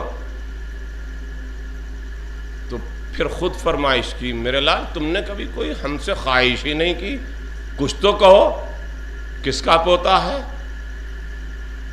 یہ وہ سیدہ عالمیان کا پوتا ہے جس نے شوہر سے کبھی فرمائش نہ کی۔ شوہر نے بھی اصرار کیا تھا تو پھر ایک مرتبہ کہا، وہ بھی خواہش کس طرح پوری ہوئی وہ آپ جانتے ہیں۔ اسی کا پوتا ہے علی اکبر۔ باپ نے اصرار کیا، میرے لال تم نے کبھی کوئی فرمائش نہیں کی؟ بابا آپ اگر اتنا اصرار کر رہے ہیں تو ایک انار کھانے کو دل چاہتا ہے، فصل انار نہیں ہے، موسم انار نہیں ہے۔ علی اکبر نے فرمائش کی، حسین نے دستے دعا بلند کیے پالنے والے۔ آج میرے اصرار کی وجہ سے علی اکبر نے پہلی مرتبہ یہ خواہش ظاہر کی ہے، علی اکبر کی تمنا رد نہ ہو، حسین دعا کریں اور قبول نہ ہو، یہ کیسے ممکن ہے؟ ادھر حسین نے دستے دعا بلند کیے، ادھر انار حاضر ہو گئے۔ باپ نے دعا کی ہے، بیٹے کے لیے انار آ گئے۔ بیٹے کا دل کتنا مطمئن ہوا ہوگا کہ فصل نہیں ہے مگر باپ نے انار منگا دیے۔ اس کا مطلب یہ ہے کہ میں جب بھی کوئی چیز اپنے باپ سے کہوں گا، کوئی خواہش پیش کروں گا، میری خواہش رد نہ ہوگی۔ علی اکبر کو معلوم نہ تھا کہ ایک بوند پانی بھی طلب کروں گا تو نہ مل سکے گا۔ انار بغیر فصل کے مل جائے گا مگر پانی کا دریا بہتا ہوگا، علی اکبر کو پانی نہ ملے گا۔ کون علی اکبر؟ شبیہ پیغمبر۔ خدا نہ کرے کسی باپ سے بیٹا عالم غربت میں جدا ہو جائے۔ باپ کی تو تمنا ہوتی ہے نا کہ میں مروں اور میرا بیٹا میرے جنازے کو اٹھائے، مگر ایسا ہو جائے کہ جوان بیٹے کا جنازہ باپ کو اٹھانا پڑے تو میں نہیں کہہ سکتا کہ کیا ہوگا۔ بس اس کو وہی باپ سمجھ سکتا ہے جس کے سامنے اس کے جوان بیٹے نے دم توڑ دیا ہو، اور بیٹا بھی کیسا بیٹا جسے دیکھ کر نانا کی یاد آ جاتی ہو، جو صورت میں نانا جیسا، سیرت میں نانا جیسا، نانا بھی کوئی عام نانا نہیں، پیغمبر خدا، محبوب خدا کی شبیہ دیکھنے کے بعد حسین محسوس کرتے ہیں جیسے نانا کی زیارت کر رہا ہوں۔ وہ بیٹا باپ کے پاس آ کے کھڑا ہو رہا ہے، بابا اب تو مرنے کی اجازت دے دیجئے، بابا اب تو مرنے کی اجازت دے دیجئے۔ سوچئے جوان بیٹے کو حسین مرنے کی اجازت کیسے دے دیں؟ حسین نے دل بہلانے کے لیے، دل جوئی کے لیے ایک جملہ کہا، میرے لال جاؤ اپنی پھوپھی زینب سے معلوم کرو، جاؤ اپنی مادر گرامی سے معلوم کرو۔ مادر گرامی کے پاس آئے تو کہا جاؤ پھوپھی اماں سے معلوم کرو۔ پھوپھی کے پاس آئے تو ایک مرتبہ پھوپھی نے سرتا پا علی اکبر کو دیکھا، دیکھنے کے بعد کہا میرے لال 18 سال تک تمہیں اسی لیے پالا تھا، 18 سال تک اسی لیے پالا تھا۔ بس ایک جملہ کہا، پھوپھی اماں اگر دادی اماں نے روز محشر پوچھ لیا میرا حسین پیارا تھا یا اکبر تو کیا جواب دیں گی؟ سیدہ کی بیٹی سر جھکا کے رہ گئی، کہتی ہیں ہاں اکبر جاؤ خدا حافظ، لیکن پہلے ماں کے پاس جانا۔ کہا مادر گرامی سے تو اجازت لے چکا۔ کہا اچھا تو جاؤ بابا کے پاس۔ کہا بابا ہی نے تو آپ کے پاس بھیجا تھا۔ علی اکبر سب سے رخصت ہو کے پھر آئے علی اکبر کے، پھر آئے بابا کے پاس، اور بابا سے آ کے کہتے ہیں بابا پھوپھی سے اجازت لے چکا، مادر گرامی سے اجازت لے چکا۔ حسین نے سر جھکا کے کہا اچھا بیٹا اگر سب سے اجازت لے لی تو خدا حافظ، خدا حافظ۔ میں نے کہہ دیا اور آپ نے سن لیا، لیکن سوچئے حسین نے کس دل سے کہا، حسین نے کیسے کہا ہے جاؤ بیٹا خدا حافظ۔ علی اکبر جا رہے ہیں، حسین علی اکبر کو سوار کراتے ہیں۔ علی اکبر گھوڑے پر بیٹھ کر چند قدم بڑھے، اور چند قدم بڑھنے کے بعد پھر علی اکبر کو محسوس ہوا جیسے کچھ پیچھے آہٹ ہو رہی ہے۔ علی اکبر نے مڑ کے دیکھا تو کیا دیکھا؟ ضعیف باپ کمر پکڑے آواز دیتا چلا رہا ہے والیہ والیہ۔ علی اکبر نے دیکھا، دیکھ کے کہا بابا آپ نے تو ہمیں رخصت کر دیا تھا، یہ کیا ہوا؟ آپ کس لیے پیچھے پیچھے چلے آ رہے؟ سنیں گے صاحبان اولاد حسین نے کیا جملہ کہا میرے لال ابھی تم صاحب اولاد نہیں ہو، میرے لال تم صاحب اولاد نہیں ہو، کاش تمہارے بھی کوئی تمہارے ہی جیسا بیٹا ہوتا اور تم سے مرنے کی اجازت مانگتا۔ بیٹا میں اس وقت پوچھتا علی اکبر تیرے دل پر کیا گزر رہی؟ اجرکم اللہ۔ علی اکبر یہ سن کر گھوڑے سے اترے، زمین پر تشریف لائے، آ کے بابا سے کہا بابا اگر آپ کا دل نہیں مانتا تو میں نہ جاؤں۔ کہا نہیں نہیں بیٹا کیسی باتیں کر رہے ہو، میرے لال ایک اکبر نہیں، نانا کے دین پر تو تیرے جیسے 1000 اکبر قربان کر دوں گا، نانا کا دین بچانے کے لیے میں آیا ہوں۔ بیٹا خدا حافظ۔ بابا آپ نے پہلے بھی خدا حافظ کہا تھا۔ کہا ہاں میرے لال پہلے تمہیں رخصت تو کر دیا تھا، مگر جو بات اب کہنا چاہتا ہوں وہ نہ کہی تھی۔ ہاں بیٹا جاؤ، چلے تو جاؤ، مگر جہاں تک ہمارا تمہارا سامنا ہو مڑ مڑ کے دیکھتے جانا، مڑ مڑ کے دیکھتے جانا۔ علی اکبر گھوڑے پر سوار ہوئے، حسین نے دستے دعا بلند کیے، پالنے والے گواہ رہنا اب تیری بارگاہ میں ایسا لال بھیج رہا ہوں جو صورت و سیرت میں تیرے نبی سے مشابہ ہے۔ اے میرے معبود میری یہ قربانی قبول فرما۔ اجرکم اللہ۔ عزادارو حسین کا یہ کڑیل جوان بیٹا 18 سال کی کمائی میدان میں پہنچے، جانے کے بعد رجز پڑھا، پکار کے کہا پہچانتے ہو عباس کا بھتیجا ہوں، پہچانتے ہو حسین کا لال ہوں، پہچانتے ہو علی مرتضیٰ کا پوتا ہوں۔ اپنا شجرہ نسب بیان کیا، رجز پڑھا، اور رجز پڑھنے کے بعد کہا ظالموں میں جنگ کرنے کے لیے نہیں آیا، میں جنگ کرنے کے لیے نہیں آیا، ہمارا کام دفاع کرنا ہے. اگر ہم جنگ کرتے تو ہم میں کا ایک سپاہی تم میں سب کے لیے کافی تھا. آؤ آؤ ہمیں روک کر دکھاؤ. ہم چاہتے ہیں ہم اپنے نانا کے دین کو مضبوط کر دیں. عزادارو چاروں طرف سے ایک مرتبہ آواز اٹھی, علی اکبر کو گھیر لو, علی اکبر کو گھیر لو. کہا نہیں ٹھہرو, ایک پہلوان آگے بڑھا, سب کی ضرورت نہیں ہے, میں تنہا کافی ہوں. ادھر حسین نے دیکھا ایک قوی ہیکل پہلوان علی اکبر کے مقابلے کے لیے آ رہا ہے. وہ ایک مرتبہ چہرے کا رنگ فق ہونے لگا. فضہ سے ام لیلہ نے فرمایا, ام لیلہ نے فرمایا فضہ ذرا جا کے دیکھ تو صحیح, میں محسوس کر رہی ہوں حسین کے چہرے کا رنگ متغیر ہو رہا ہے, کیا وجہ ہے؟ فضہ نے جا کے معلوم کیا تو کہا فضہ ام لیلہ سے کہہ دے ایک قوی ہیکل پہلوان تیرے لال کے مقابلے کے لیے آیا ہے. ماں کی دعا بیٹے کے حق میں مستجاب ہوتی ہے. اے ام لیلہ دعا کرو تمہارے لال کو کامیابی ملے. بازادارو ام لیلہ نے مصلی بچھایا, بارگاہ خدا میں دستے دعا بلند کیے. پالنے والے اے یوسف کو یعقوب سے ملانے والے, یوسف کربلا کو یعقوب کربلا سے ملانا. اجرکم اللہ. عزادارو اس پہلوان کا سر قلم کیا, اور سر قلم کرنے کے بعد علی اکبر پر پیاس کا غلبہ طاری ہوا. آنے کے بعد کہتے بابا اگر ہو سکے تو 2 گھونٹ پانی پلا دیجئے. میں نے ابھی آپ کے سامنے عرض کیا تھا بغیر فصل کے حسین نے علی اکبر کے لیے انار منگوائے. یاد نہ ہوگا کہ علی اکبر کو میرے بابا نے بغیر فصل کے انار منگا کے کھلائے تھے. آج تو حسین دریا کے سامنے ہے, حسین کے سامنے دریا ہے, کیا حسین پانی نہیں پلا سکتے؟ آ کر کہتے بابا اگر ہو سکے 2 گھونٹ پانی پلا دیجئے. ادھر زخم ہیں جسم پر, ادھر ذرا کی گرمی, ادھر تمازت آفتاب, پیاس سے جان لبوں پہ آ گئی ہے.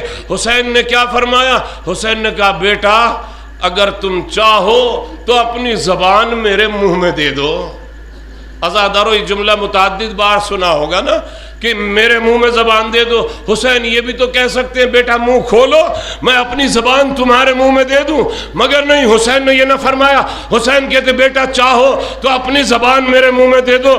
پڑھنے کے بعد دیر تک سوچتا رہا مسئلہ کیا ہے, لیکن یہ بات اس وقت واضح ہوئی جب حسین نے کہا میرے لال آنکھوں میں اندھیرا آ گیا ہے, زبان اتنی خشک ہو گئی ہے, ہم تو اپنی زبان تمہارے منہ میں بھی نہیں دے سکتے. اے میرے لال اپنی زبان میرے منہ میں دے دو.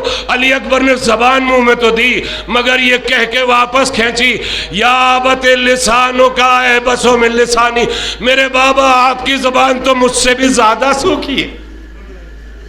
اجرکم اللہ, اجرکم اللہ. عزادارو حسین نے اپنی عقیق کی انگشتری دی, انگشتری عطا کر کے کہتے ہیں بیٹا لو یہ منہ میں رکھ لو, اس سے شاید کچھ تمہیں سکون ملے, اور حوض کوثر پر تمہارے دادا انتظار کر رہے ہیں. علی اکبر دوبارہ مقتل میں پہنچے, جنگ ہوئی. جنگ کے بعد حسین نے ایک آواز سنی بابا آخری سلام. اب تک جتنے بھی جانے والے گئے سب نے کہا میرے آقا نصرت کو آئیے, میرے آقا مدد کو آئیے, مگر یہ جانے والا مدد کے لیے نہیں پکارتا بلکہ کہتا بابا آخری سلام. سمجھ گئے آپ کیوں؟ اس لیے کہ علی اکبر جانتے ہیں حسین نے صبح سے لاشوں پہ لاشیں اٹھائے ہیں. ہائے یہ زخمی باپ, یہ بوڑھا باپ, یہ کمزور نحیف و ناتواں باپ جوان کا لاشا کیسے اٹھائے گا؟ علی اکبر نے تو آخری سلام کیا. ادھر حسین نے کہا اے بیٹا ارے تیرے بعد زندگانی دنیا پہ خاک. اجرکم اللہ, اجرکم اللہ. میرے لال آ رہا ہوں. حسین دوڑے تو صحیح مگر ضعیفی کا عالم, جوان بیٹے نے پکارا ہے, حسین سے چلا نہ گیا. تو روایت کہتی ہے حسین کبھی بیٹھے کبھی کھڑے ہوئے, کبھی بیٹھے کبھی کھڑے ہوئے. آخر میں حسین کوہنیوں اور گھٹنیوں کے بل چلنے لگے, آواز دیتے تھے والیا والیا. میرے لال بتاؤ تو صحیح تم ہو کہاں؟ پہنچے لاشیں علی اکبر پر. جانے کے بعد جوان بیٹے کو خون میں ایڑیاں رگڑتے ہوئے دیکھا, سینے پہ ہاتھ رکھے ہوئے دیکھا. میرے لال یہ سینے پہ ہاتھ کیسا ہے؟ بابا سینے میں درد ہے، تکلیف۔ کیسی تکلیف ہے، کیسا درد ہے؟ بابا سینے میں سنا لگی ہے۔ اچھا ہٹاؤ تو صحیح، ذرا دیکھیں تو صحیح، ذرا دیکھیں تو صحیح۔ میں نے ایک بزرگ خطیب سے یہ سنا تھا کہ لوگ کہتے ہیں علی اکبر کے سینے پہ سنا لگی۔ نہیں، سینے پہ سنا نہ لگی تھی۔ کس میں مجال تھی؟ علی اکبر جیسے شجاع اور بہادر کے سینے پہ سنا مارتا، سنا تو پشت سے لگی تھی مگر سینہ پار کر گئی۔ حسین یہ سمجھے کہ سینے میں سنا لگی ہے، اب جو سنا کھینچی تو علی اکبر کا کلیجہ نکل آیا۔ وہ ایک مرتبہ آواز دیتے، نانا ارے آ کے دیکھیے تو صحیح آپ کے نواسے کا کتنا سخت امتحان ہے۔ بابا ارے خیبر کا در اکھاڑنا آسان ہے، بیٹے کے کلیجے سے سنا کھینچنا بڑا مشکل۔ اجرکم اللہ، اجرکم اللہ آزادارو، خدا آپ کو کسی غم میں نہ رلائے سوائے غم اہل بیت کے۔ حسین نے بیٹے کے سینے سے سنا کھینچی، کلیجہ نکل آیا۔ علی اکبر کے جسم و روح میں جدائی ہو گئی۔ اب حسین علی اکبر کے لاشے کو لے کے چلے۔ ذرا تصور کیجئے 57 سال کا بوڑھا مرد، 18 سال کا جوان بیٹا۔ ارے مرنے کے بعد تو یوں بھی آدمی جلدی سے نہیں اٹھایا جاتا۔ علی اکبر دنیا سے رخصت ہو چکے، حسین اٹھائے تو کیسے اٹھائے؟ وہ بے کسی میں فرات کا رخ کر کے آواز دی، عباس ارے کیا فرات پہ سوتے ہو چین سے؟ لاشا پسر کا اٹھ نہ سکے گا حسین۔ اجرکم اللہ، اجرکم اللہ آزادارو۔ حسین نے اپنے لال کو اٹھایا لے کے چلے، خیمے کی طرف چلتے ہیں۔ کبھی اٹھاتے ہیں کبھی رکھ دیتے ہیں، کبھی اٹھاتے ہیں کبھی رکھ دیتے ہیں۔ جب دیکھا کہ منزل بڑی سخت ہے تو ایک مرتبہ بنی ہاشم کے بچوں کو پکارا، آؤ بچوں تم ہی اٹھوا لو، آؤ بچوں تم ہی اٹھوا لو۔ عزیزوں میں نے کہہ دیا اور آپ نے سن لیا، مگر آپ تصور تو کریں کیسی بے کسی تھی حسین مظلوم پر۔ کوئی لاشا اٹھوانے والا بھی نہ تھا، بچوں کو پکار رہے، آؤ بچوں تم ہی اٹھوا لو اپنے بھائی کا لاشا۔ عزادارو کون تھا جو حسین کی بے کسی پر رحم کھاتا؟ یہ بچے اٹھاتے بھی تو کیسے اٹھاتے، نہ جانے کیسے حسین لاش علی اکبر کو خیمہ گاہ تک لے تو آئے، لیکن لانے کے بعد آواز دی، زینب آؤ، ام کلثوم آؤ، ام فروا آؤ، سب کو بلایا، سب بیویاں آ گئیں۔ اب روایت کہتی ہے سب نے علی اکبر کا ماتم کیا۔ حسین نے نظر ڈالی، سب بیویاں تو ہیں مگر ام لیلہ نہیں ہے۔ ام لیلہ نظر نہ آئی تو ایک مرتبہ زینب کبریٰ سے فرمایا، بہن ارے ام لیلہ کہاں ہے؟ ام لیلہ سے کہو تمہارا لال مقتل سے آیا ہے، ام لیلہ کیوں نہ آئی؟ جاؤ جا کے دیکھو تو صحیح۔ بعد ادارہ آخری فقرے سن لے اور رونے کے لیے جملے کافی ہیں۔ ام لیلہ سے جا کر کہو تمہارا لال آیا ہے۔ زینب کبریٰ ام لیلہ کے خیمے میں پہنچی تو جا کے کیا منظر دیکھا؟ ام لیلہ کبھی خیمے کے اس پردے سے ٹکراتی ہے، کبھی اس پردے سے ٹکراتی ہے۔ کہا بھابی ام لیلہ ارے کیا ہو گیا؟ علی اکبر آئے ہیں، تم علی اکبر کے لاشے پہ نہ چلو گی؟ کہا شہزادی ارے چلنا تو چاہتی ہوں مگر کیا کروں، آنکھوں کا نور جاتا رہا، مجھے خیمے کا دروازہ دکھائی نہیں دیتا۔ زینب کبریٰ نے بازو پکڑا، لے کے آئیں لاش علی اکبر پر۔ ماں نے بیٹے کے منہ پہ منہ رکھ دیا، اے میرے لال ارے 18 سال کی کمائی میری خاک میں مل گئی، جانا تو شہزادی عالم سے سلام کہنا، پیغمبر خدا سے سلام کہنا۔ وَسَيَعْلَمُ الَّذِينَ ظَلَمُوا أَيَّ مُنْقَلَبٍ يَنْقَلِبُونَ إِنَّا لِلَّهِ وَإِنَّا إِلَيْهِ رَاجِعُونَ رَضًا بِقَضَائِهِ وَتَسْلِيمًا لِأَمْرِهِ۔ پروردگار آب حق محمد و آل محمد علیہم الصلاۃ والسلام ہماری اس عبادت کو خصوصاً اور بالعموم تمام عبادات کو قبول فرما۔ معبود بحق محمد و آل محمد دنیا میں جہاں کہیں بھی محبان اہل بیت، دوستداران حسین، عزاداران مظلوم کربلا ہیں، سب کی جان و مال و عزت و آبرو کی حفاظت فرما۔ معبود ہمارے جوانوں کو نقش قدم علی اکبر اور ہمارے بزرگوں کو نقش حسین ابن علی پر چلنے کی توفیق عطا فرما۔